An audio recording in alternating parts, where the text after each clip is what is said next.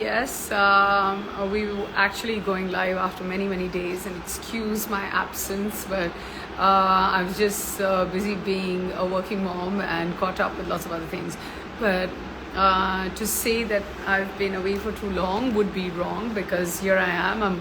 We're always on the page, we're always sharing our stories, we're always waiting for all of you to share your stories. But today is not about me, it's about all of you. It's about all of us having a conversation with a brand new mom. Yes, I'm not sure if any of you know who we are talking to because this was a last minute decision. We're so grateful that this lovely new mom could give us time, because getting time from anyone in the world is possible, but from a new mom is absolutely impossible. But we've been lucky enough to get a few minutes from her. So yeah, we're going live with Rochelle Rao Sequeira, and I'm going to ask her to join us very, very soon. In the meanwhile, I'm going to try and first send her a request. The request has been sent successfully, and at the same time I'm looking at all of you saying hi Rahul, hi Chiyu, hi Manat, hi, oh my god, somebody calls himself Silly Boy. Okay, hi Silly Boy. Hi everyone. It's just great to be here. It's great to be on this page. It's great to be back with Freedom to Feed, where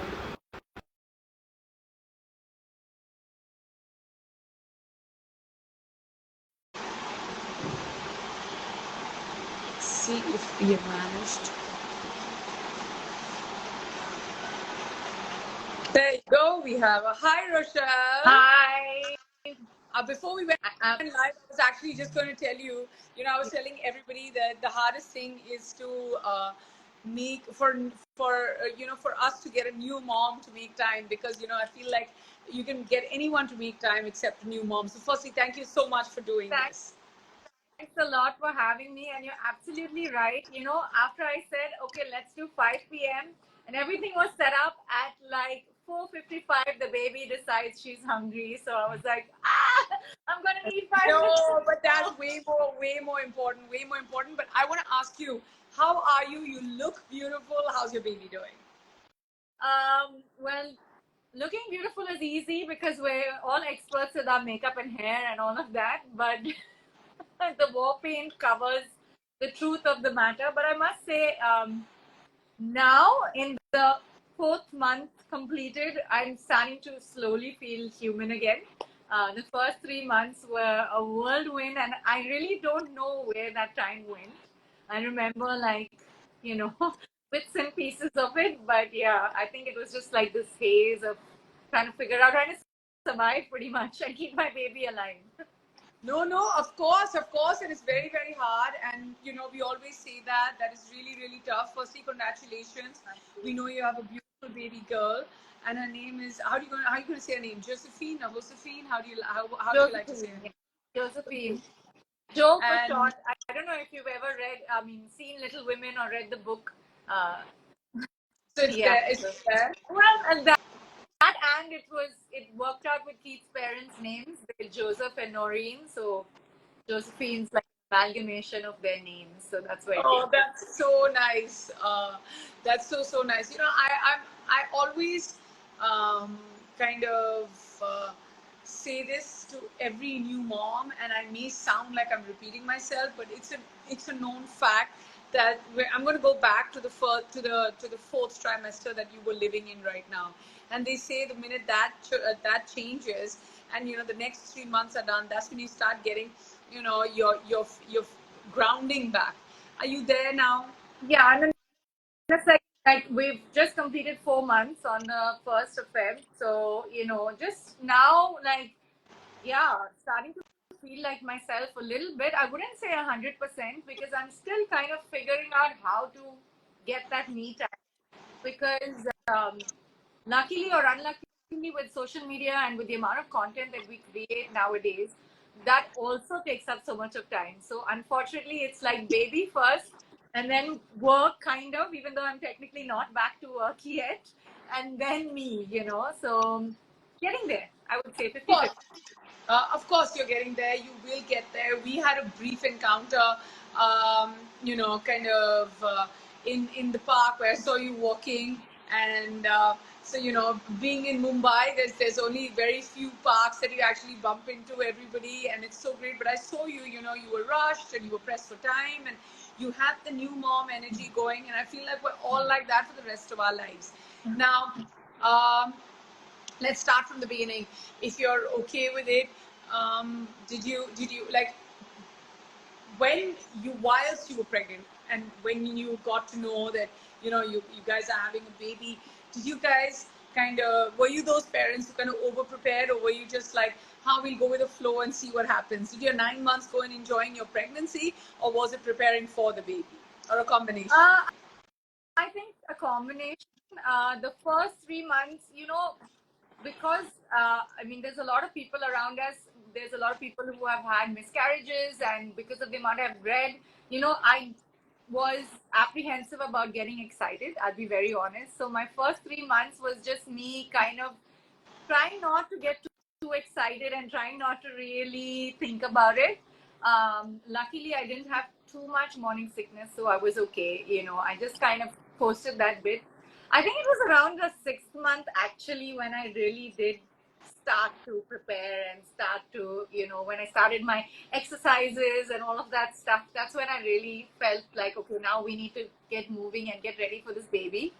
Um, yeah, I don't know what it was. I guess it is just too much of information and too much of knowledge about all the things that can go wrong. So I was a little apprehensive, and then I think at 6 months is when the prep You were like, started. okay, this is getting real. Yeah, and then like, okay, so the breathing techniques and do your duck walk and do this and do that, and then I started to panic because I was like, oh my god, we are so not prepared for this at all. And I can only understand when you say that you're so not prepared for it, because one's never prepared for anything when it comes to parenting. I mean, just when you think you've got it all under control, like you said, you were going to start your live at 5, and then 5:05, you have to go in like at 4:55 for a feed. You just don't know, but at the same time, as parents, you always have it under check. Now, that was the entire thing. And then did you decide, okay, this is going to be your birthing journey? Did you have something? Do you have like a special story? Did you have a natural delivery? Did you decide to go for a C-sec? Did you have a water birth? What was your birthing technique that you chose? So firstly, I had, a doctor. The first doctor that I had was someone who refused to answer any questions. So I had a lot of stress just from that point of view, because I'm someone who likes to have all of the facts. I don't panic easy, but I want to know all the information, right? So basically, halfway through, I had that whole, drama of having to find a new doctor, which is actually very stressful. People don't realize this. It sounds like a small thing, but when you're trusting someone to bring your baby into the world, it's actually very stressful. But with the doctor that I finally delivered with, I was so confident that he was going to do everything he could to help me have a natural birth, because that's what I wanted. Um, Not for anything, for the simple fact that I was already getting tired of being pregnant, and I just wanted to be able to get back on my feet as soon as possible. Secondly, I'm in Bombay and it's just Keith and I. Like, there's no family and stuff. My mom did come, but she'd be here for just a couple of weeks. So I didn't want to have to be in bed for that time. So natural was what I wanted. Um, and then I made the mistake of reading too much, I think, because I was convinced that if there was any kind of intervention, that everything was going to like go, south from there. So I was obsessed. I was like, no epidural, no intervention whatsoever, no inducing, no this, no that, no this, no that. So when it came to the actual day, I think I put too much of pressure on myself, to be honest. And that would be my advice to any of the pregnant moms watching. Yes, read the birth plan, but just come to terms with the fact that it's going to pan out the way it pans out. You just have to trust your doctor, right? I did have a natural delivery, but I didn't have to take the epidural.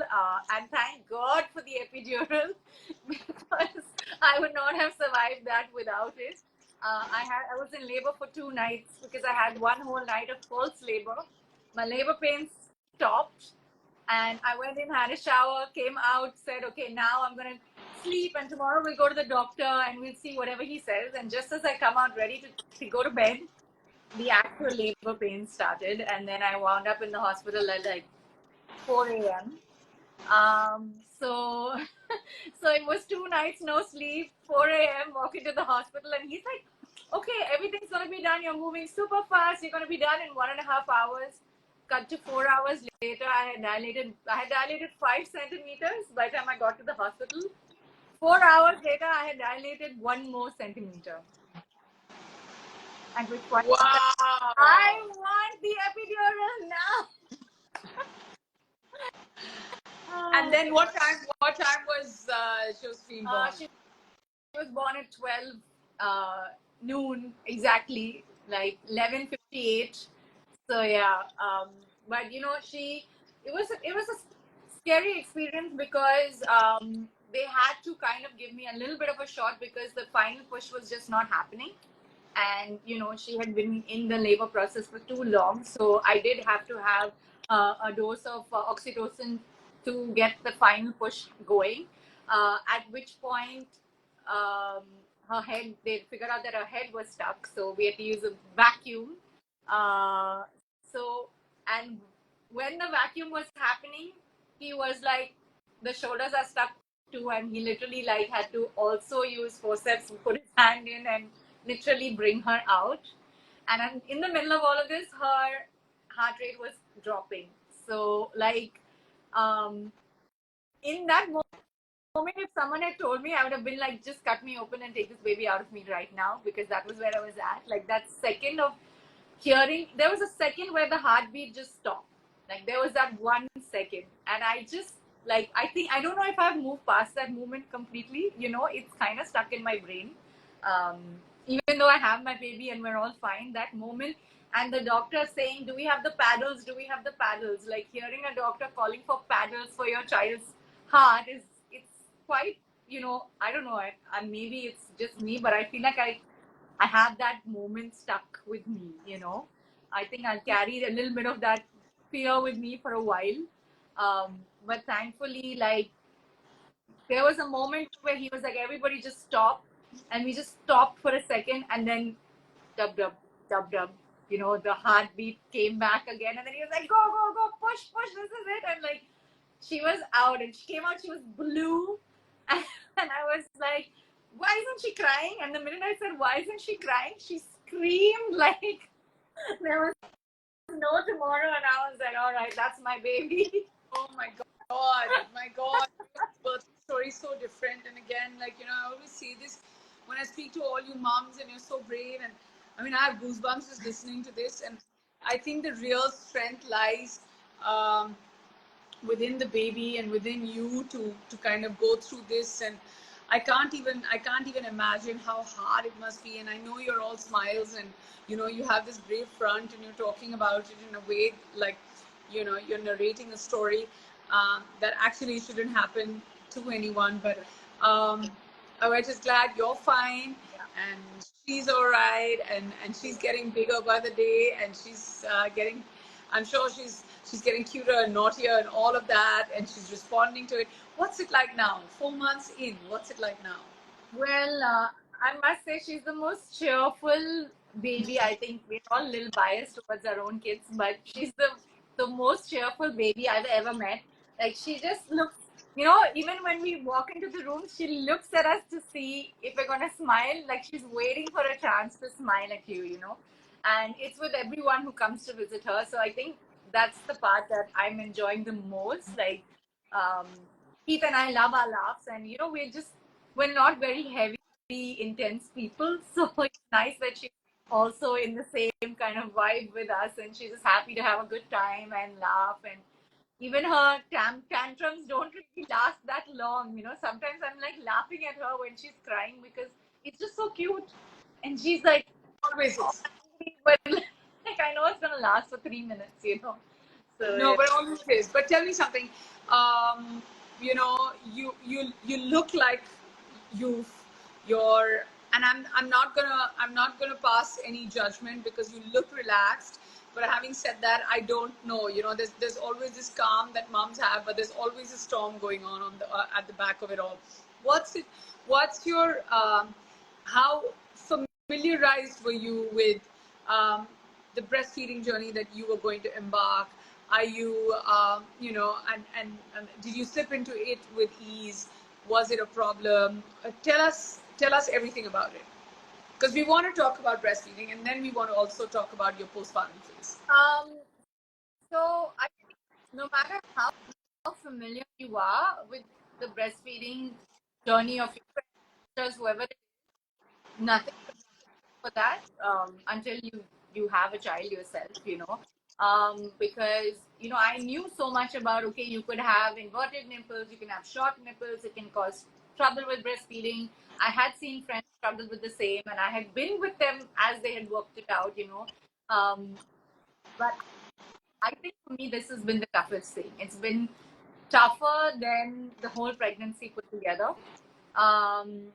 She wasn't getting a latch right away, and I knew it was because I do have short nipples, but then she got jaundice, so she had to go back into the NICU. So then again, they're feeding them, even though I was expressing, they're feeding them with those katoras or the pala which they call it.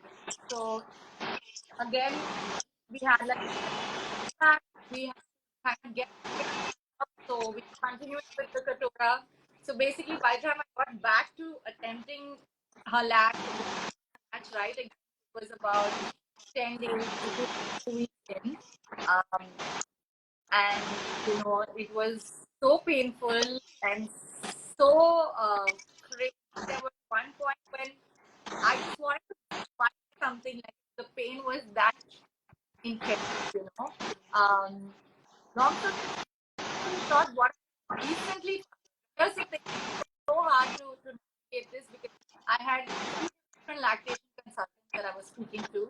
I had, in the time, two pediatricians, and every one of them told me that she didn't have a tongue tie and she didn't have any problems, and she was latching. Her latch was from the outside fine, so I should have had no pain.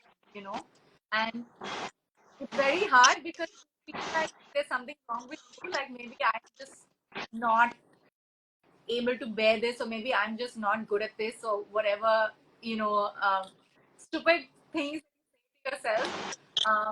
It's only last week that a pediatric dentist finally said she does have a tongue tie and a lip tie, but it's so mild that it has gone undiagnosed.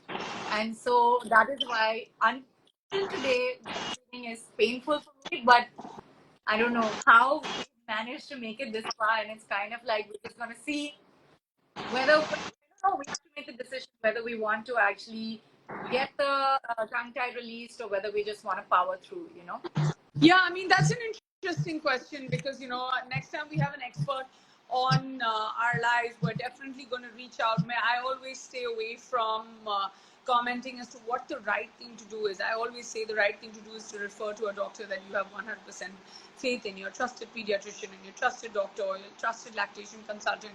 But there's all of that, and you take all that knowledge, and then when you have to apply it all by yourself at 3 in the morning, when your baby is hungry, it's just you and the baby. What's your frame of mind at that time? The real, the truth. One,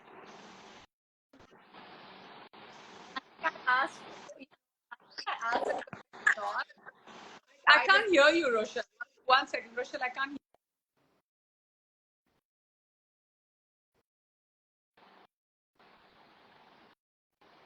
Is it better now? Yeah, is it? My network is showing that it's full, so I'm not sure. Yeah, no, I just shifted my network. Yeah. I was saying, I think the question I asked the most at 3 a.m. in the morning, why me? Because it's just, is it just me? Is this, this doesn't seem to be everybody's story, and everybody else seems to be having a breastfeeding.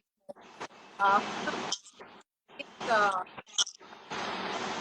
lot of me.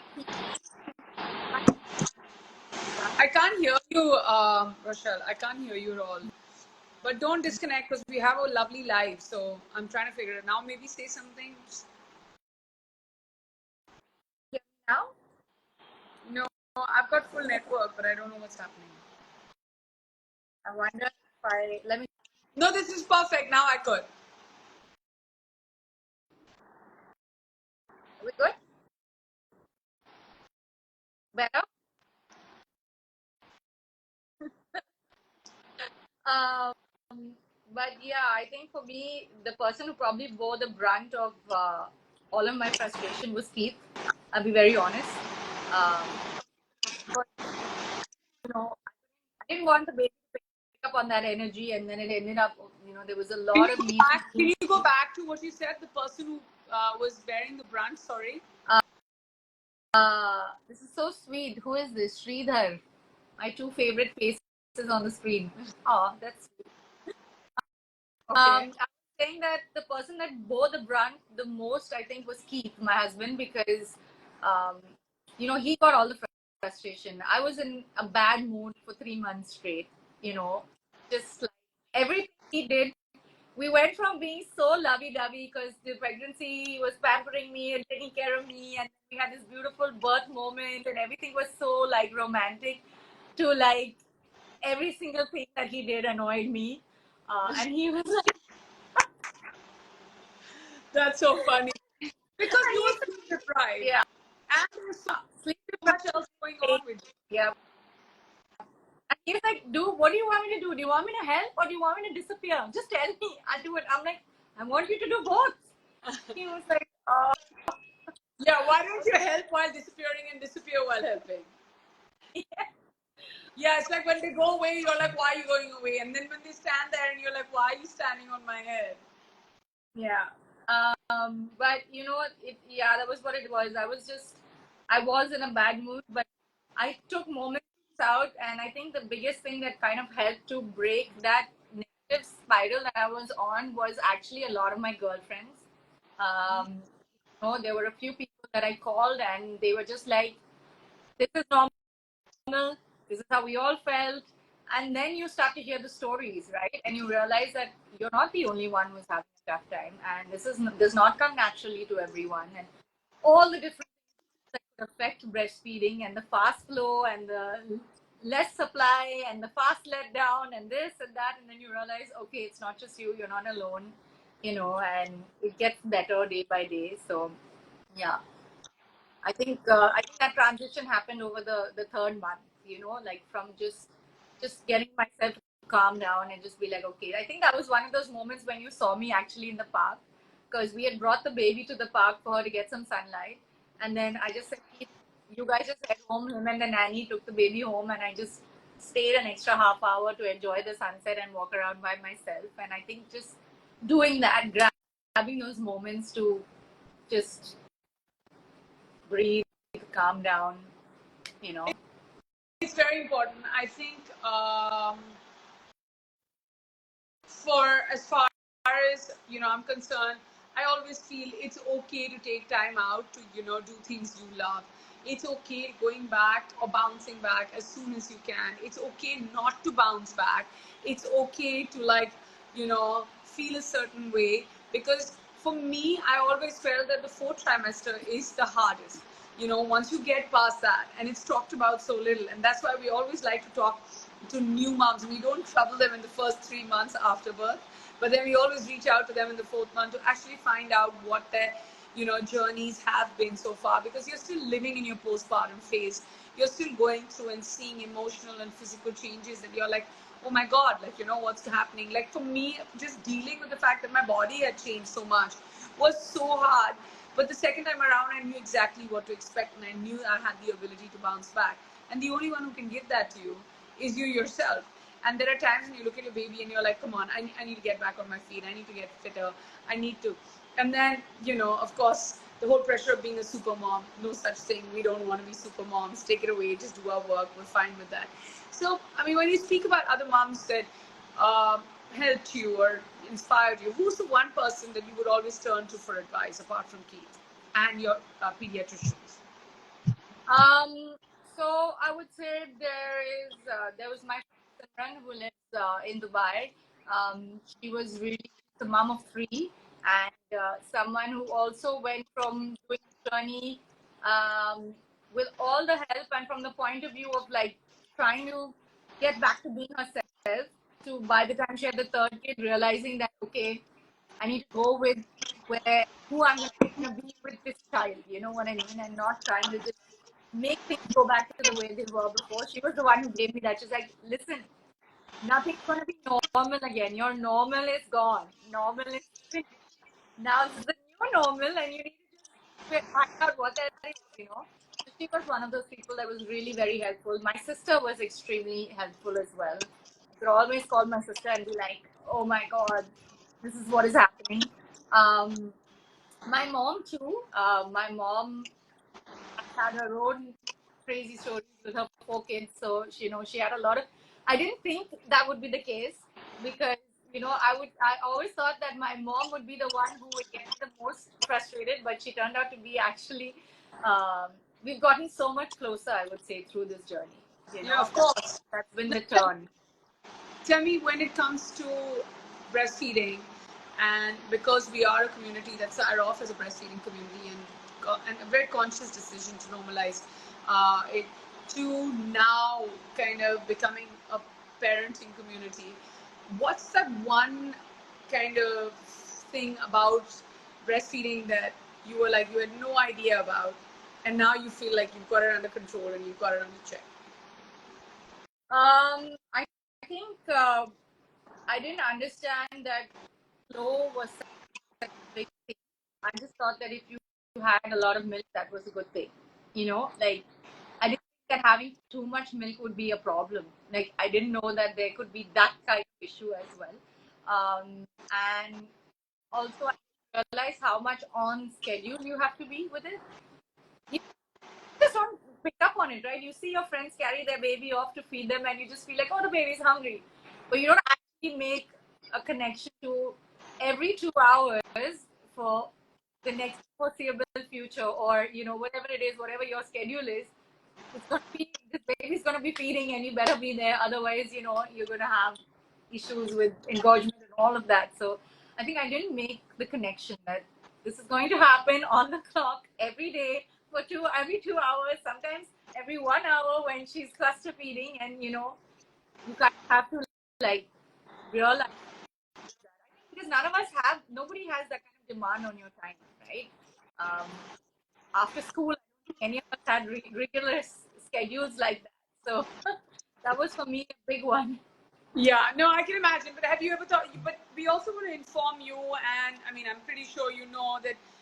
And there are other new moms who we'd like to share that there are lots of places where you can actually go and donate breast milk. There are breast milk donation banks. We can help you expedite that. If you think that yeah, you have got a little bit of an extra supply, then you go ahead and there are other ways of helping, like newborn babies and moms who don't have enough supply. So that's one aspect of it. And via Freedom to Feed, we're more than happy to make sure that that happens. The other question, and my most important question, and as a rule, we don't keep moms hanging for very long, because I know you have other places to go, and we're going to take out many different quotable quotes out of what you've said. But right before we let you go, my last two questions. One is, what's it like between you and Keith as to duties when it comes to new parents? Have you allocated duties for each other, or you're like, okay, this is the department he's best in, or there's everything that I can do, he can do, except of course the feeding. So where does he stand in the scheme of things as a new dad? To be honest, it took me by surprise. Like I always knew that he wanted to have kids and he was excited about being with the baby, but you don't expect a man to be so involved. Um, I would say, other than feeding, everything I can do, he can do. And there's a lot of things like I think I've changed like 2 poop diapers since she was born. He's got all the poop diapers, you know. And sometimes, like, if the nanny's having chai or whatever, he'll be like, "No, I'll do it. This is our hangout time." And he's like singing to her and changing her diaper. and they're chatting, and like it's actually become daddy-daughter time, you know. And I know this is a strange thing for men in India, especially because I don't think they're into changing diapers, but I would literally say he's been pretty much fully involved, and it's been extremely amazing to watch because I don't think I thought it was possible for a man to be so involved. To be honest, he's made me realize it. So I think that's been amazing. In fact, he's got a shoot now, so he's like a regular schedule that's starting. So he's actually like sad to have to go back to work because Of he's course, been it's always hard. I mean, you're getting out of maternity or paternity leave. Both ways, it's hard. Now, before we let you go, I want to let you take center stage and give advice to all new parents and couples who are on the verge of becoming parents. Now, what's the one advice you'd like to give from yours and Keith's side, or maybe your side? From Keith's side, what he would say, and I think that's been our learning from this process. If you're a guy watching this, I know that your reaction will be that I need to take care of my baby, but that's actually wrong. You need to take care of your wife or partner. She's geared and wired, and everything in her body and brain is geared towards taking care of that child. But most people forget the mom, and if you could just take care of your partner and make her feel comforted and loved, your baby will be fine. She will do everything in her power to take care of that child. So that would be my advice to the guys. And to the women out there, just give yourself a break. It's okay to make plans and to think about how you would like things to be, but nothing's going to be the way you planned it. And that doesn't mean that you're failing or that you're doing it wrong. It just is how childbirth and how parenting is. They're never going to do what you expect them to do. They're never going to sleep when you expect them to sleep. So just give yourself a break. Like, let it all out. You're doing good. No matter what you're doing good. No, but really, Rochelle, thank you so much. Your chat has been so clear, so inspiring, and it's just so wonderful because in the past few times that I've met you, it's always been one of those social hellos, and then I got to know that you've become a new mom. And thank you for taking our time. I feel like 30 minutes in a new mom's life is equivalent to like 300 hours in someone else's life right now. So thank you for taking out so much time for us. Thank you for chatting with us. And we are trained to feed and all over. Love you and keep inspiring us. Thank you. And love to Josephine and Keith and you, and all the best. So much. Thank you. Bye bye.